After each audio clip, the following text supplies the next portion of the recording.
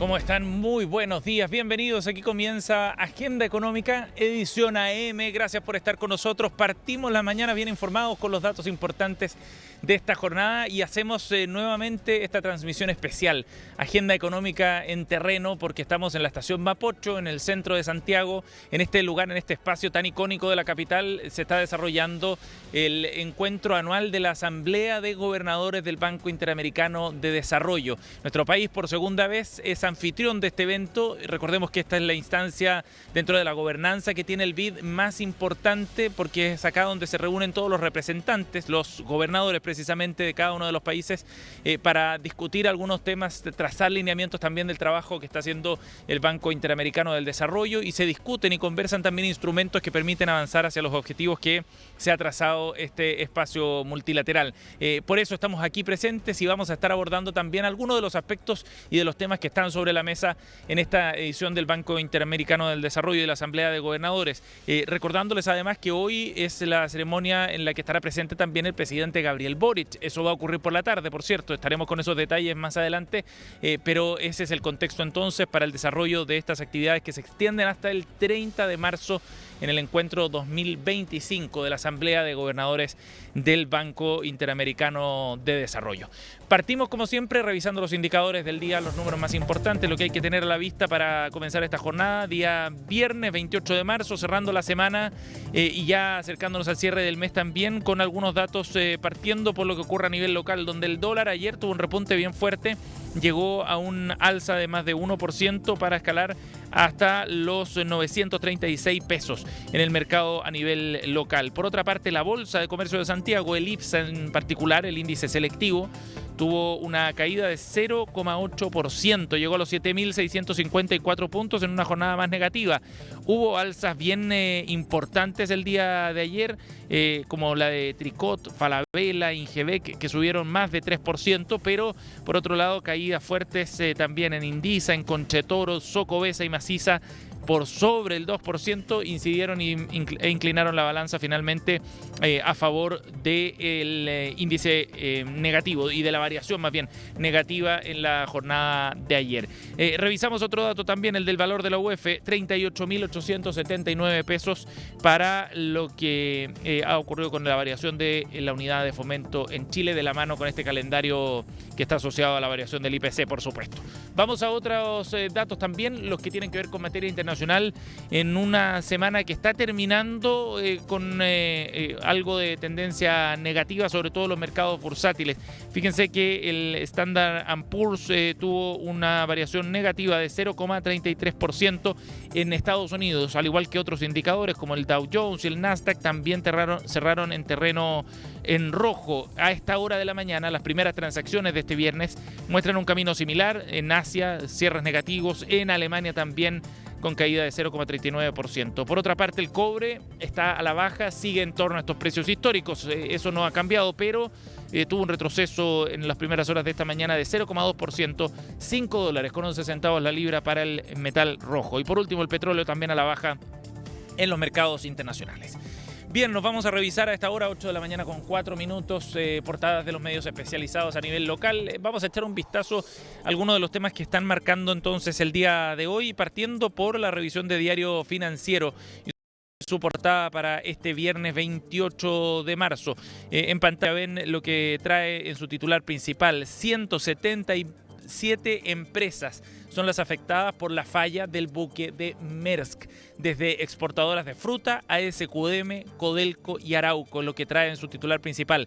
Son interesantes estos detalles que muestran cuál fue el impacto del retraso de este buque carguero, que recordemos hizo noticia porque llevaba muchísimos cargamentos de cereza que iban con destino a China, que finalmente no pudieron entrar a ese mercado debido al impacto que tuvo el retraso de su desplazamiento en la misma calidad de la fruta. Por eso entonces este titular es bien interesante, trae más detalles. Se valora en $120 millones la calidad o la carga más bien afectada, La naviera buscaba que la compensación, eso sí, no supere los 16 millones de dólares, es lo que trae entonces en su reporte y en su titular principal, Diario Financiero.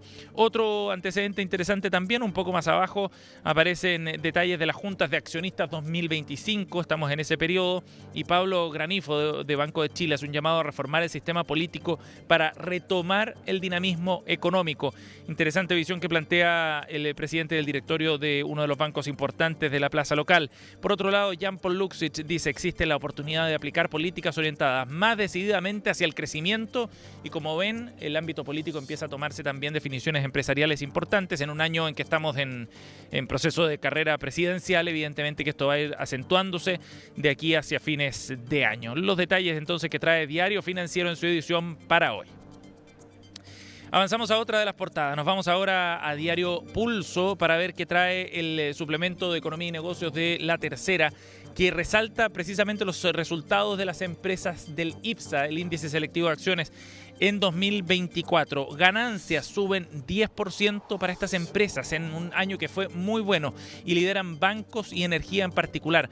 De hecho, el IPSA se ha acercado a sus niveles históricos también. El indicador de acciones de la Bolsa de Comercio de Santiago se está acercando a sus niveles más altos. Ha estado marcando esos máximos históricos, más de 20 pics durante este 2025, y eso es un reflejo finalmente de las expectativas que tienen el mercado sobre los resultados en esta época precisamente donde se hacen los balances 2024.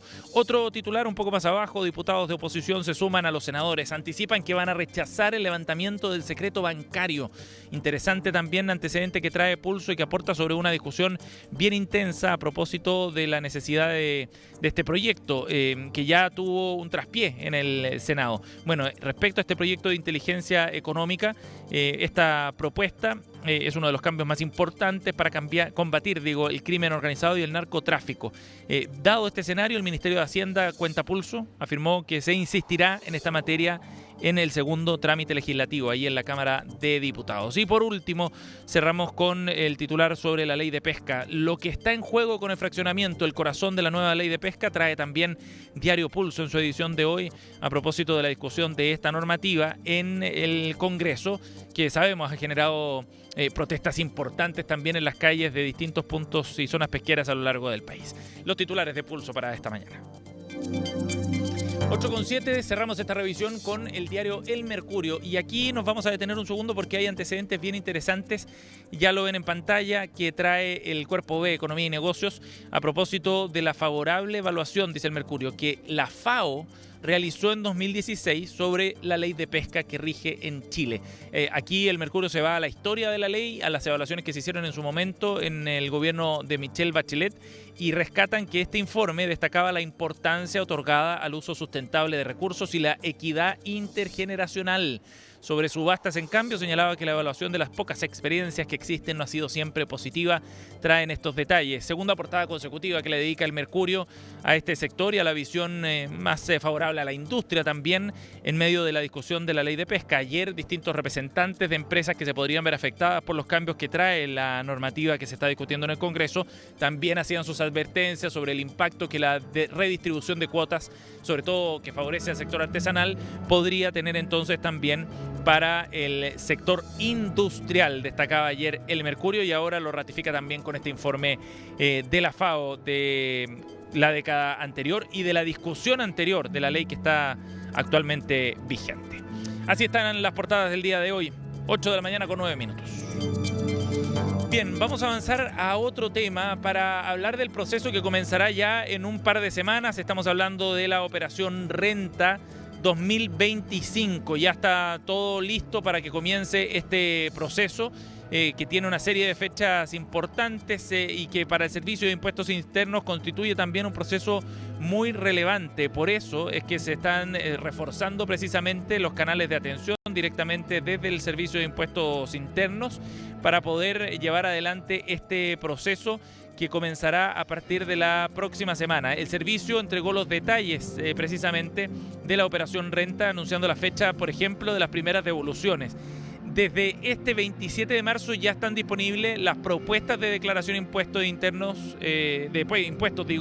realizadas por el servicio, tanto de personas como de empresas de los dos segmentos. Y el envío de esas declaraciones se podrá realizar desde el 1 de abril. La próxima semana, ya les contaba, ahí comienza ese proceso. ¿Por qué son importantes estas fechas? Bueno, porque quienes realizan el envío de esas declaraciones desde el 1 de abril hasta el 8 de abril serán los primeros en recibir la devolución de impuestos, allí en los casos en los que corresponda. Eso ocurre el 25 de abril. Así entonces comienza a operar ya el calendario. Para aquellos que hagan la declaración del 9 al 21 de abril, la devolución se retrasa hacia el 14 de mayo. Un incentivo al final para poder realizar esas declaraciones lo antes posible. Vamos a escuchar precisamente la visión que tienen desde el servicio sobre lo que viene con este proceso. Ahora la etapa de declaración renta que va a comenzar el próximo martes 1 de abril. Nosotros esperamos recibir más de 4.800.000 declaraciones. Esto es aproximadamente un 3% más de declaraciones que el año pasado. Por tercer año consecutivo, en conjunto con la Tesorería General de la República, hemos definido un nuevo plazo que es para las personas que declaren entre el 1 y el 8 de abril, es decir, los primeros 8 días de abril, y que soliciten devolución. Van a poder recibir esta devolución en forma anticipada dentro del mismo mes de abril.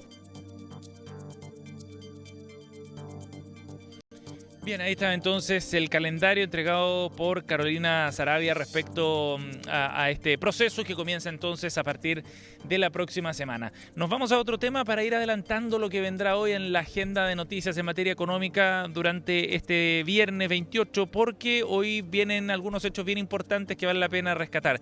Comenzamos primero con los detalles de lo que va a ocurrir con Codelco, esta jornada que va a entregar sus resultados del año 2024. Es un momento bien expectante para la industria, fundamentalmente porque estamos hablando de una empresa que está enfrentando desafíos muy importantes. Recordemos que la empresa ha sufrido una caída importante de sus niveles de producción y es uno de los objetivos que se ha trazado el directorio, poder recuperar esa capacidad de producción. Ya lo veremos si es que se cumple la promesa también que había hecho la compañía y Máximo Pacheco en particular de volver a sus registros históricos. Todo esto en un contexto donde el precio del cobre se ha disparado, está llegando a sus máximos históricos. En ese sentido, entonces, ver los resultados del año 2024, el resultado total, va a ser muy interesante para saber en qué pie está Codelco y si puede aprovechar también este ciclo de altos precios. Porque si es que se abre esa ventana, si es que estamos efectivamente ante un periodo más largo de un super ciclo de precios, eso sin duda va a ser un respaldo muy importante para el Codelco. Hoy tendremos ese detalle. Recordemos que en los resultados 2024 Codelco tuvo utilidades por 227 millones de dólares en el primer semestre del año anterior y una baja de 5% en la producción. Ya veremos entonces ahora cuál es el balance que se hace respecto al cierre de ese año. Y otro tema al que vamos a estar muy atentos hoy día tiene que ver con el informe de ocupación y de desocupación que entrega el INE. En el calendario estadístico está marcado este 28 de marzo como la fecha entonces en la que se conoce el boletín para el último trimestre móvil. Estamos hablando de diciembre, enero y febrero. Ese trimestre es el que calza entonces con este boletín estadístico que conoceremos durante esta jornada. A las 9 de la mañana se publica exactamente. ¿En qué pie estamos? Bueno, el último reporte, el anterior, mostraba una tasa de desocupación nacional de 8%, con una caída respecto a lo que había ocurrido 12 meses antes. La estimación total de personas había aumentado también, las personas ocupadas, 1,3%, y ese fue uno de los focos de atención en el último informe. Lo que será interesante ver entonces hoy día es si es que se mantiene esa tendencia, si es que se siguen generando empleos y de dónde vienen esos empleos creados, si es que es del sector formal o es el sector informal el que está pesando más en el movimiento del mercado laboral. Esos datos los vamos a tener el día de hoy. Por lo pronto, en el trimestre móvil diciembre-febrero del año anterior, había anotado la tasa de desocupación un 8,5%. Ya veremos si es que hoy día esta cifra cae respecto a ese trimestre móvil y si cae también respecto al trimestre inmediatamente anterior y la tasa de desocupación de 8% que ya habíamos visto. 8:15. Antes de irnos a la pausa, vamos a revisar una declaración que entregó en Agenda Económica en su edición PM el día de ayer Claudio Soto, uno de los consejeros del Banco Central. Estuvo en una conversación en Agenda Económica PM analizando los detalles del último IPOM, del informe de política monetaria. Lo interesante es que Claudio Soto también abordó detalles respecto a lo que vendrá en el próximo IMASEC. Lo vamos a conocer la próxima semana, en los primeros días de abril. El dato de febrero va a estar marcado por algunos factores puntuales como el gran apagón que afectó a nuestro país. ¿Qué dijo sobre esas proyecciones? Escuchamos a Claudio Soto, consejero del Banco Central. ¿Tiene algún cálculo de cuánto pudo haber restado a la economía el blackout del 25 de febrero? Hay distintos cálculos, se pueden hacer de manera indirecta algunos cálculos, pero va a ser un efecto relevante. Además hay que considerar que febrero, el año pasado, fue un año bisiesto, por lo tanto cuando uno haga la comparación año contra año, va a tener una comparación más exigente. Por lo tanto se van a estar combinando esos dos fenómenos para incidir en un crecimiento que probablemente va a ser moderado en este febrero. Pero crecimiento, no estamos pensando en contracción. Podría ser contracción, eso lo vamos a conocer el día martes, porque se están combinando aquí dos efectos que van a incidir, pero son cosas muy específicas, muy puntuales, que no cambian nuestra perspectiva para el año en su conjunto.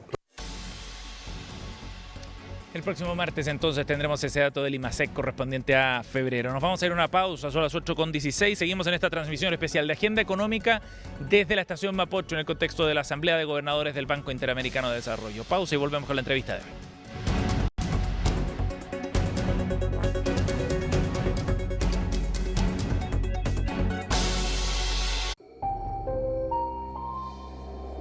El dueño de esta empresa jamás imaginó que al dejarla sola... Carlos, estás en Propiedad privada. Retírate. De inmediato. Qué humilde. Carlos, te pillé, pues, compadre. Te pillé. Te Pillé es el único sistema de seguridad para empresas que no graba robos, los evita. No sea usted la próxima víctima y contrate su tranquilidad en tepillé.cl. Nada hacía presagiar eso. América Digital 2025, 10º Congreso Latinoamericano, Inteligencia Artificial, Tecnología y Negocios, Telecom, Cloud, Big Data, Industria 4.0, IoT, Ciberseguridad, FinTech, Web3, E-Commerce. Ven a hacer negocios con más de 5.000 ejecutivos de 50 países, 2.000 reuniones de negocios 1 a 1, 200 empresas en Expo Digital, más de 100 líderes en conferencias. 2 y 3 de abril, Espacio Riesgo. Inscríbete. Esta semana, Influyentes con Paula Escobar, Pamela Figueroa, presidenta del CERVEL, Andrés Velasco, economista y exministro de Hacienda. Influyentes por CNN Chile. Siempre. Los protagonistas de la noticia están en CNN Chile. La diputada Camila Musante, que es la jefa de bancada del PPD, dice lo mejor que puede hacer el Frente Amplio es sumarse directamente a la campaña de Carolina Toá. ¿Es una posibilidad? No, eso está totalmente descartado hoy día. Nosotros tenemos la convicción de poder tener una candidatura que sea fuerte, que sea competitiva, precisamente para poder pensar en una coalición que tenga un debate de ideas y que presente también en una primaria las distintas visiones.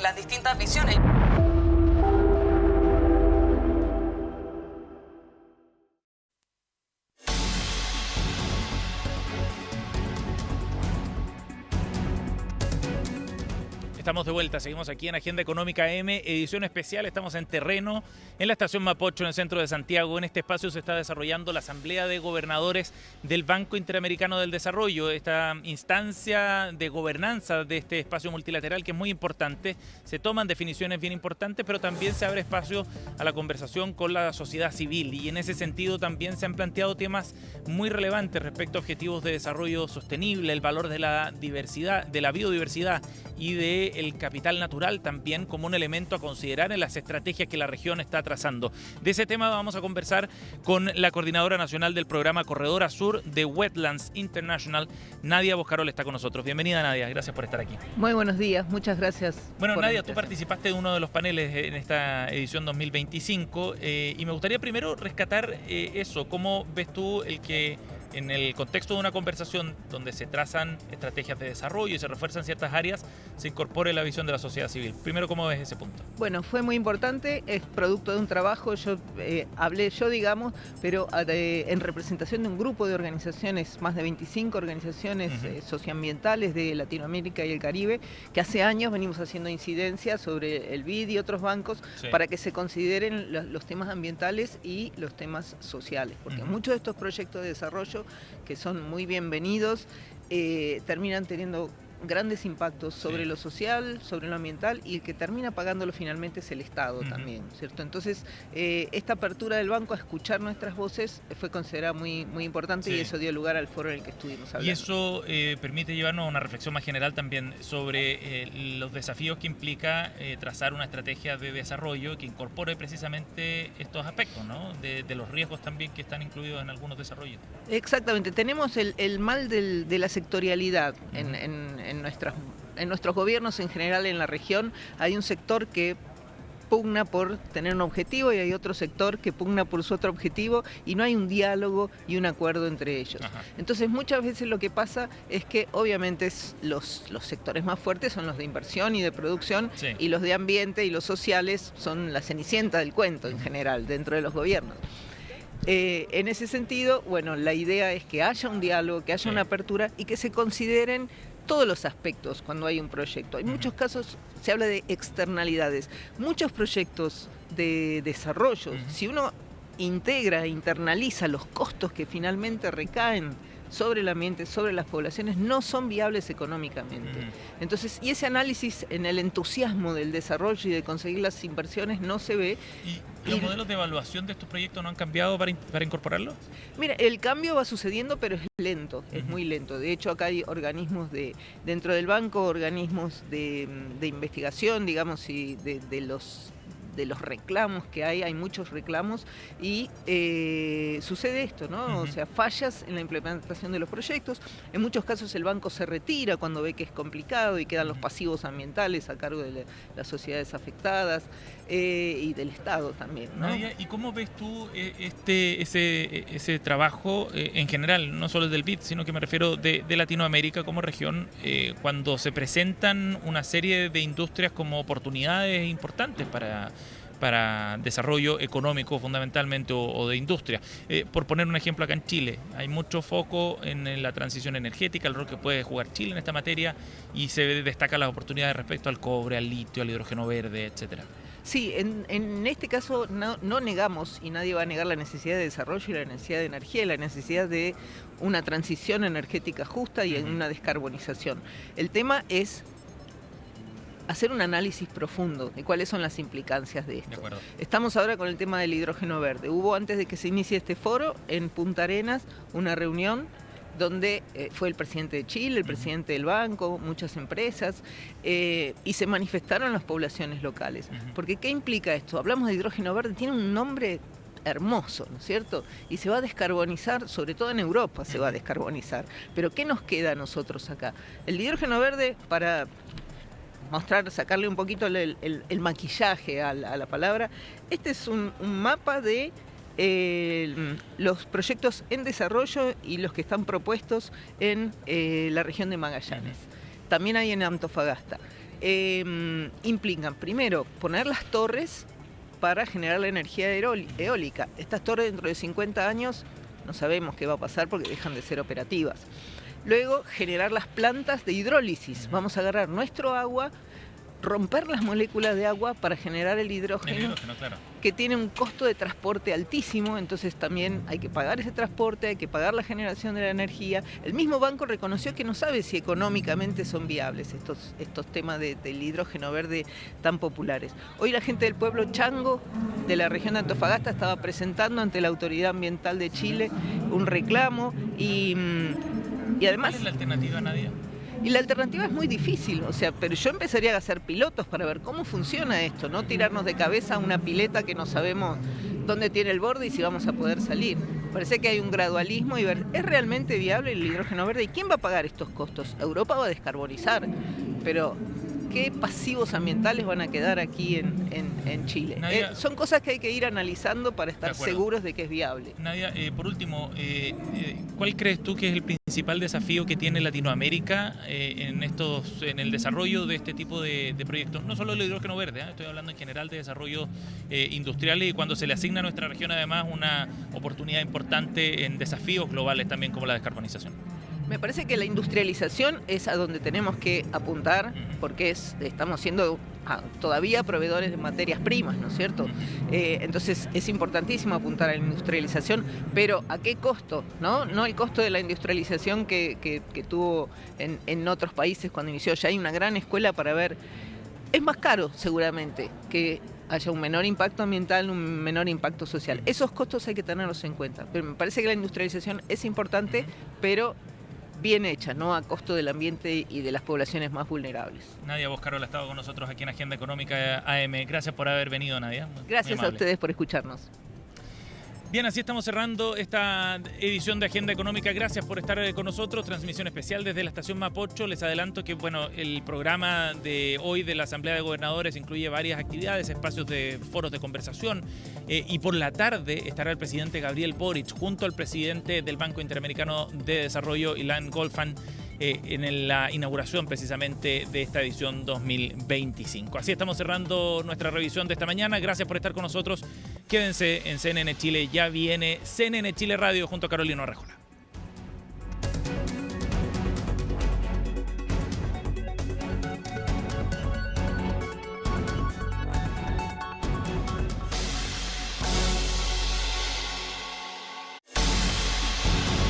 Te pillé. No grave robos. Evítelos. Presentaron Agenda Económica.